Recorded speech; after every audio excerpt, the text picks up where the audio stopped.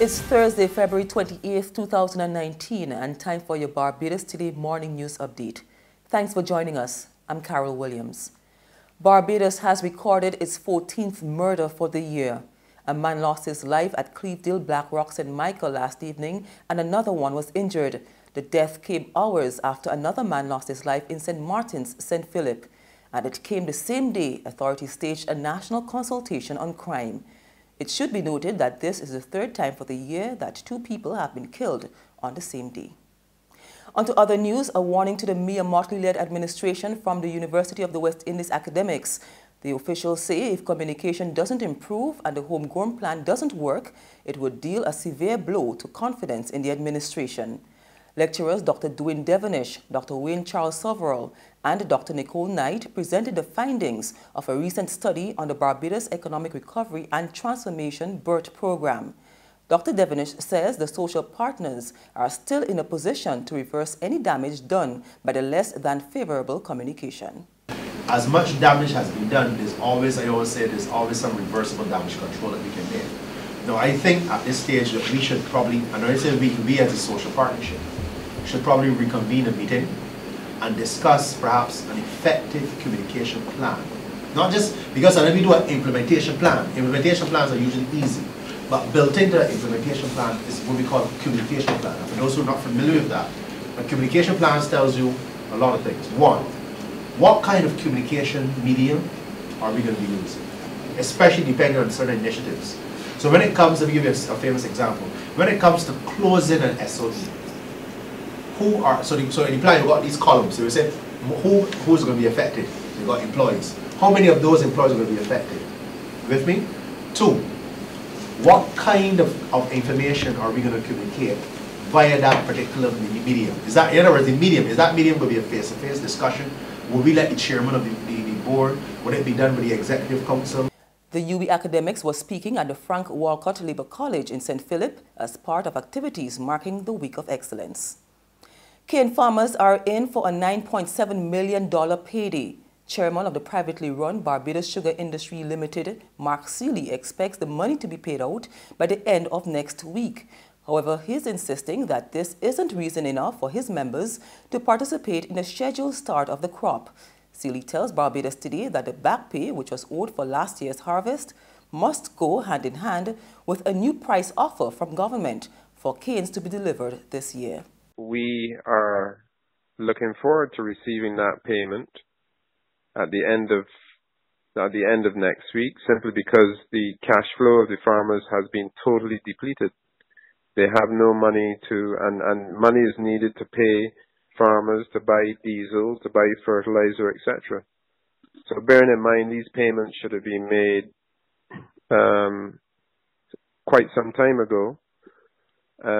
We moved forward in good faith last year without a cane price, and we received word of an offer of a cane price down in December, and bear in mind the crop would have finished in July, and we are now still awaiting the payment.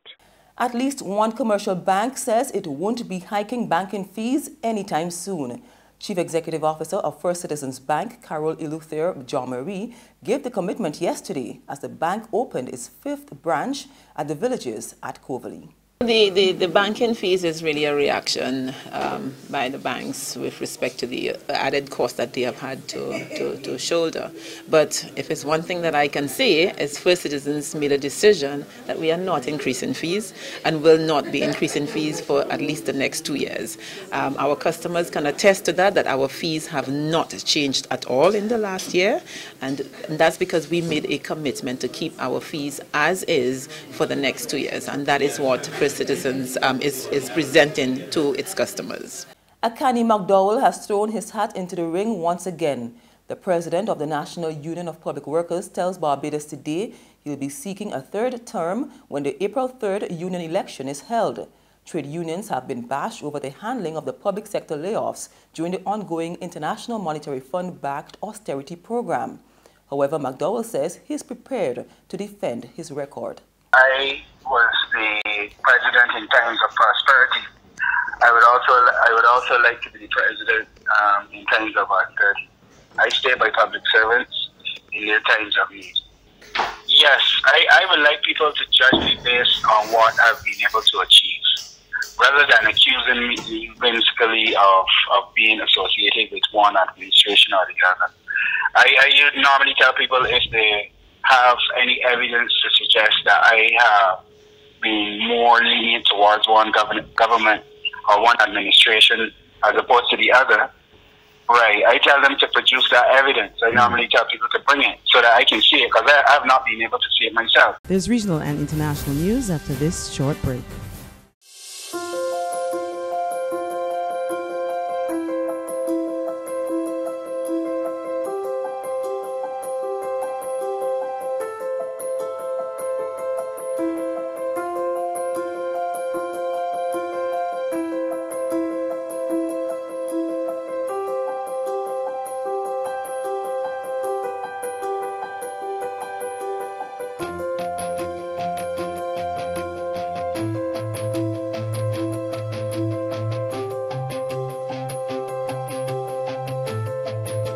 Barbados Today, news you can trust.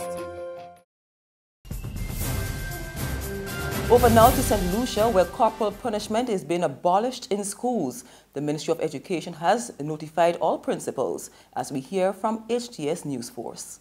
As of May 1st, 2019, teachers and educators will not be allowed to physically punish students. A recent incident in which a female high school student was allegedly struck by her principal put the issue of corporal punishment under public scrutiny. Under St. Lucia's Education Act, teachers are allowed to physically discipline students. However, things are about to change. A memo signed by the Acting Chief Education Officer, Rufina Charles, dated February 20th, 2019, announces that Cabinet endorsed the initial suspension and ultimate abolition of corporal punishment in all schools effective May 1st, 2019. Research indicates that school corporal punishment continues to be a legal means of disciplining children in a third of the world's countries. In the region, it is viewed as a norm and supported by parents and teachers. Cabinet has also called for the eventual abolishment of corporal punishment in all schools effective May 1st, 2020. And finally, Pakistan's Prime Minister Imran Khan has called for talks with India after both sides said they shot down each other's warplanes. This hasn't happened since the nuclear-armed rivals went to war in 1971. We get the details from Al Jazeera. What caused this Indian fighter jet to crash is disputed between these two nuclear-armed rivals. But it was evidence that Pakistan and India were confronting each other in the skies above their borders. And it prompted this appeal from Pakistan's Prime Minister Imran Khan to India's leader Narendra Modi. We decided to take action today. We only wanted to show India that we're able to, and if you come into our land, we will always retaliate. 2 Indian jets had crossed the border and they were shot down. I will say the pilots are with us. The problem is, where do we go from here? The Pakistani Air Force says it shot down 2 Indian warplanes after they crossed into its territory in the disputed region of Kashmir. One crashed in the district of Budgam. Firstly, we need to clear the rubble and then deal with the injured. After that, the Air Force technical team will come and investigate what happened. As of now, we found 2 bodies. And that's news, but for the very latest, visit our website at www.barbadostoday.bb. You can also subscribe to our e-paper, email updates, or like us on Facebook. And sign up for breaking news alerts via WhatsApp. We're also on Izumi Media in burst terminals, as well as screenplay at supermarkets and gas stations near you. You can also hear us on Mix 96.9 FM and Capital Media HD 99.3 FM. I'm Carol Williams. Have a good day.